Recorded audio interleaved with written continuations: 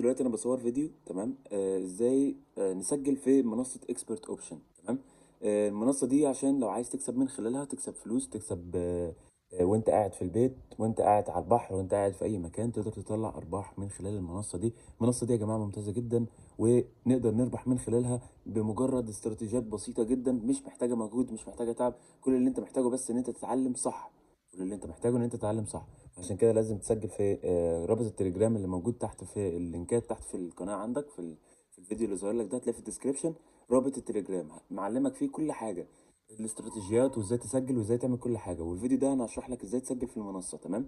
كل اللي عليك ان انت هتخش على اللينك، هيقول لك سجل بالايميل والباسورد بتاعك. تمام. مجرد ما تسجل وتعمل الاكونت بتاعك، خلاص انت كده بقيت تمام. وخصوصا ان انت هتاخد بونص 120% على اي حاجه هتعمل لها ايداع فوق ال $20. يعني انت لو هتعمل مثلا $30 او حاجه زي كده. وممكن اوريك دلوقتي حالا. دي المنصه يا جماعه، ده شكل المنصه طبعا، وده التشارتس او مكان التحليلات. زي ما انتم شايفين يا جماعه، دي المنصه بشكل عام. بيبقى دي على الكمبيوتر طبعا، تقدر تتداول من خلال التليفون او الكمبيوتر او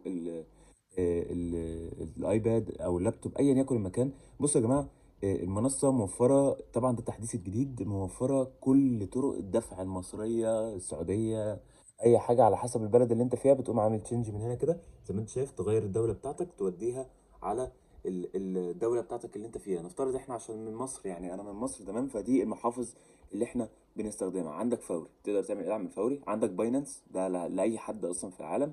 عندك سكريل لو حد بيستخدم سكريل، او عندك حتى العملات الرقميه، عندك يو اس دي تي، وعندك تون، وعندك بيتكوين، وعندك ايثيريوم، تقدر تعمل من خلالهم ايداع.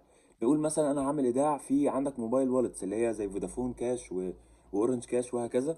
نعمل مثلا ايداع من انستا باي، لان ده اكتر شائعا في مصر دلوقتي، نقدر نستخدمه من خلال البنك بتاعنا. فبيقول لك دي الحاجات اللي هتظهر لك زي ما انت شايف كده، دي الارقام، الاسعار اللي انت تبتدي بيها. اقل حاجه تقدر تبتدي بيها $10 بس، يعني 500 جنيه حرفيا. تقدر تبتدي التداول ب 500 جنيه بس. عشان تبقى فاهم، كل ما راس المال تبقى اكبر، كل ما نسبه الربح تبقى اكتر واكبر واسرع يعني. تمام. ودي على حسب راس المال اللي انت هتخش بيها. فانت ممكن مثلا تجرب تخش مثلا ب $30 مثلا، عشان تقدر تاخد البونص اللي انت هتاخده من خلال تسجيلك عن طريقي. تمام. هتاخد 120%. يعني بص، الشركه مدياني مثلا، انا مدياني 20% بونص، ده من الشركه كده حبا ليها، فاهم، لان انا شغال عندهم وكده، بشتغل تبع الشركه في واستثمر يعني وهكذا. فبالتالي بيدوني بونص لاني شغال معاهم. مش شغال معاهم يعني عميل عندهم، لا، يعني بتداول على المنصه بتاعتهم. حلو. فانت عشان هتخش عن طريق هتاخد 120%. يعني بدل ما هتاخد مثلا $30، يعني انت دفعت $30، شوف هتاخد كام بقى عليهم، فاهم؟ يعني هتاخد تعدي لك ال $100 مثلا. تمام. فدي حاجه حلوه جدا، دي بتساعدك ان انت تتداول، ولكن طبعا ما تقدرش تسحب البونص اللي انت بتاخده. يعني مثلا 30 في 30 مثلا دولار دول انت دفعتهم، دول اللي انت تقدر تسحبهم. لكن ما تقدرش تسحب البونص ده. البونص ده بيساعدك ان انت معاك راس مال كبيره، بحيث ان انت تقدر تتداول اكتر على المنصه. تمام. فاحنا كده حلوين قوي. جينا لما سجلنا، كل اللي عليك ان انت هتعمل باي اهو. انا خلاص اخترت $30 مثلا، انا هبتدي ب $30. حلو. اهو. هختار مثلا ده اسمي والايميل بتاعي وهكذا، وبعد كده بعمل ديبوزيت.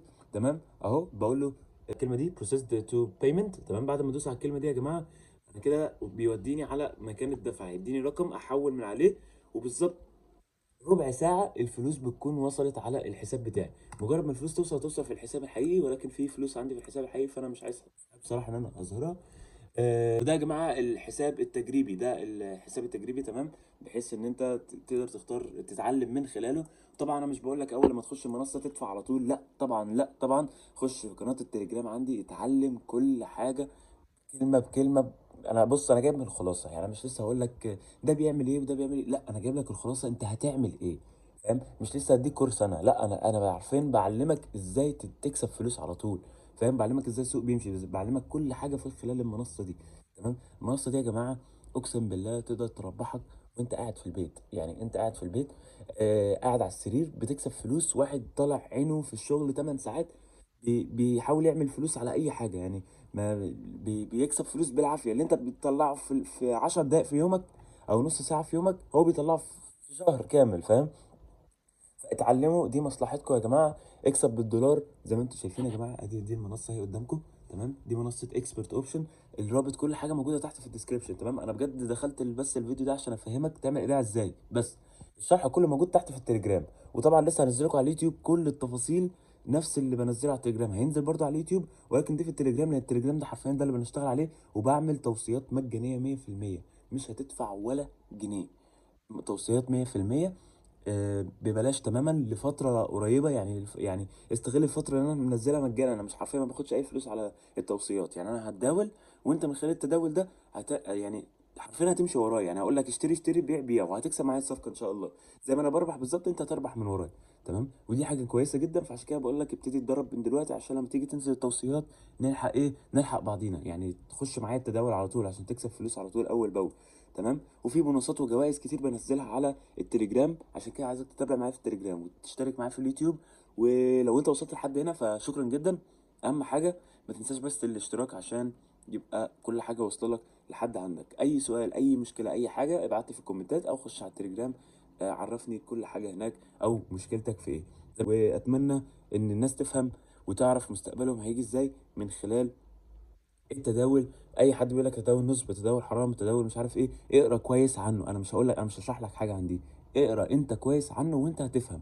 وساعتها قرر براحتك، تمام، لكن ما تسمعش مثلًا فيديو 2 قال لك مش عارف إيه، أو واحد زميلك قال لك حرام ومش عارف إيه، هو فشل فيها، هو مش عايز ييجي أصلًا، مش عايز يخاطر، يا جماعة الريسك هو الحاجة الوحيدة اللي بتخلّي الإنسان يضرب في السما.